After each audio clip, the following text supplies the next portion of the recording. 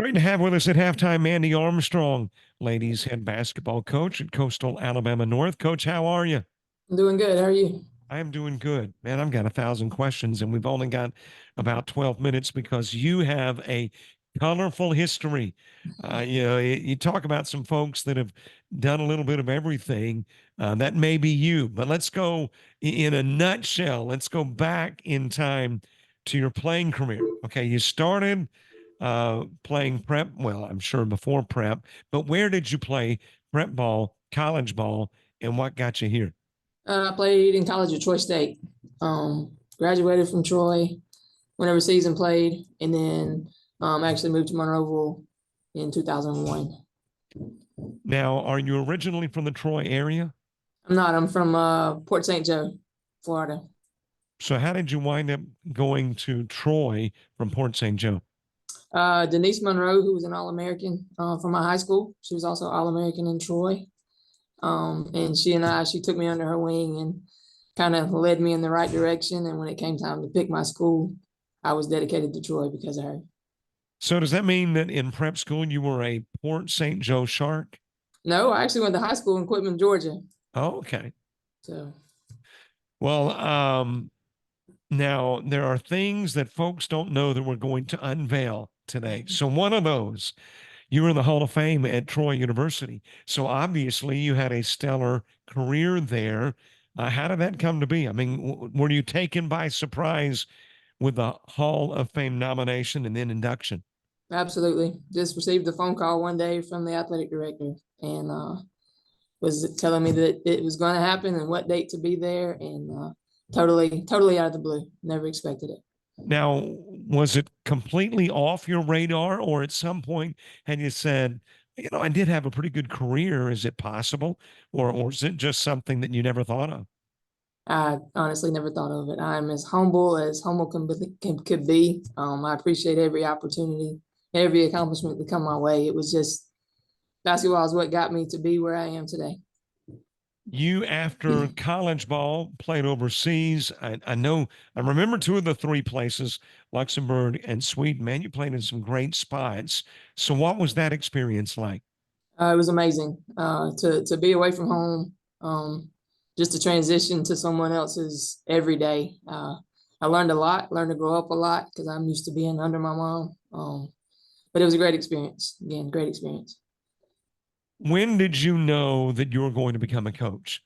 Ooh. I mean, I'm assuming as a player, you're not wanting the playing career to end. So, at what point did you accept that it was time to move on from playing to coaching? I came back home in 2001, actually from an injury, and I had this dream I was going to get rich playing basketball, so I didn't finish my degree. When I came home that summer, I actually went back and finished my degree in Troy, got my bachelor's, and started volunteering out at is when it was Alabama Southern here, and from there I stopped coaching for a while, got into law enforcement, and then went back when Coach Eager was here as the women's coach as well. And then when Trent left, we kind of worked it out to where I would apply. I left law enforcement for 2 weeks full time and decided that teaching wasn't my thing, law enforcement was. And Daniel actually worked with me and hired me part time as the head coach so I could still be the police chief. So it all worked out in my favor. Well, there you mentioned police chief. I was going to bring that up next. I mean, that's unusual. I've got to admit, in all my years of calling junior college athletics, I don't think I've ever run into a head coach slash police chief. So, how did that happen? Like I say, Daniel had enough faith to keep me. Trent helped push the packet as well. And it just works. The community is behind me. It helps a lot with our community, with the kids, trying to lead them in the right direction. So it's been a blessing. It's a plate full, but we managed to get through it. I've got a lot of good help that helps me.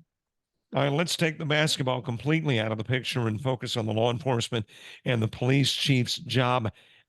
I'm assuming that when you go into law enforcement, there are a variety of avenues in which you could go. How did you wind up becoming the police chief there? I started here as a patrolman. From patrolman, I moved over to the drug task force for narcotics. Came back from there as an investigator. After 5 or 6 years as an investigator, the position came open as the chief of police.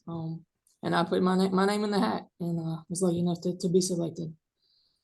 How do you volley that though from a perspective of, I'm assuming at least at some point over the course of coaching, and I'm talking about years of doing so, that you're going to have a crime that is committed at a time that you're at a basketball game. So how do you volley those?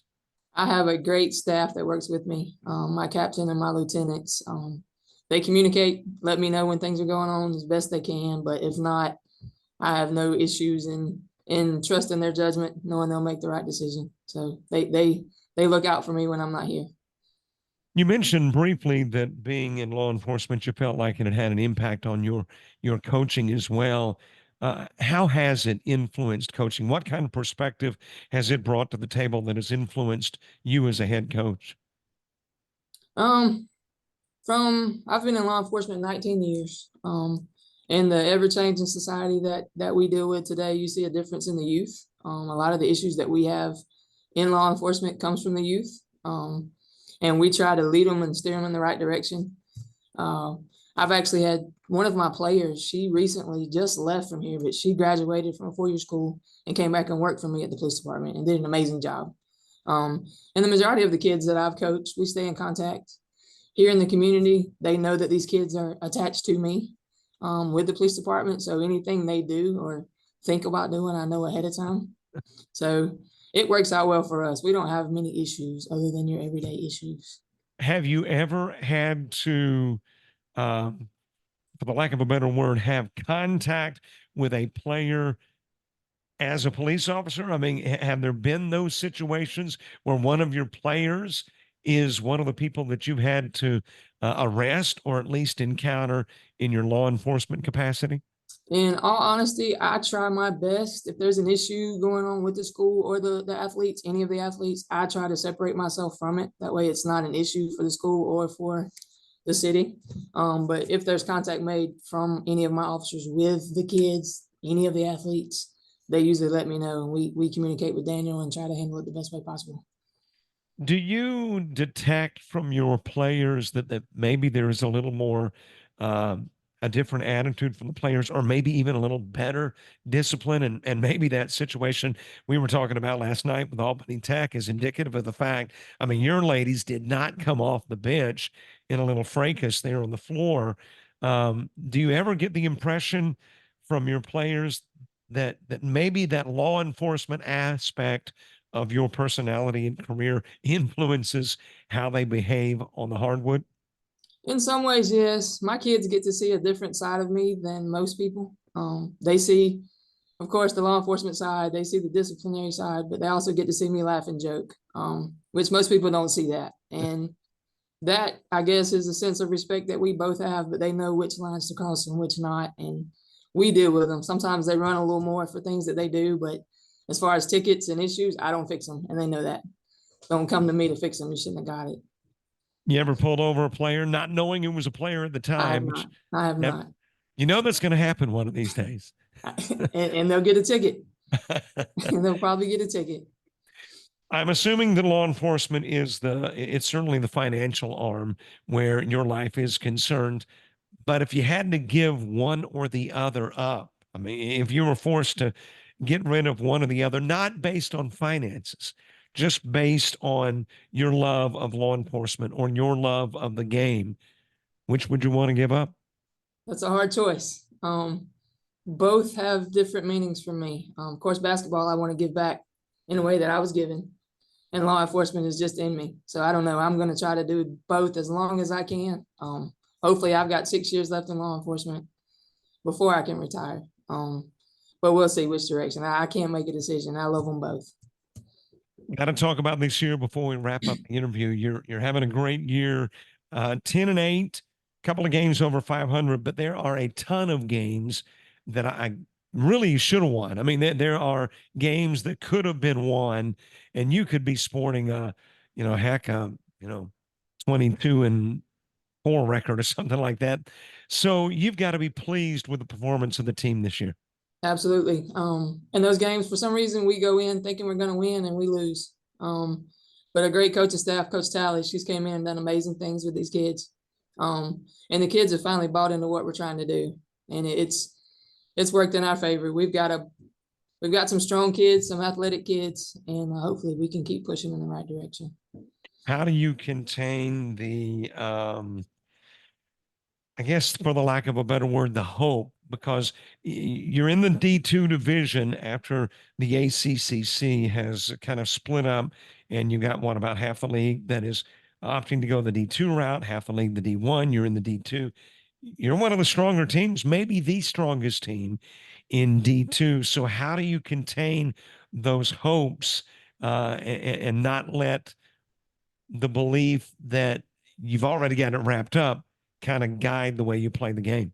We just keep working. After last night, great job to Enterprise. They came ready to play, and we took for granted that we were going to come in and just beat them, and they about beat us. So we'll go back today, and we'll go back and reiterate some things and try to get ourselves back on track. We've got to go to Enterprise, so they still have an opportunity to get us. And I tell them we have nothing to lose. They have nothing to lose. We have everything to lose at this point. This is one of those years too where anybody can beat anybody. I mean, it's happened during the course of the season already.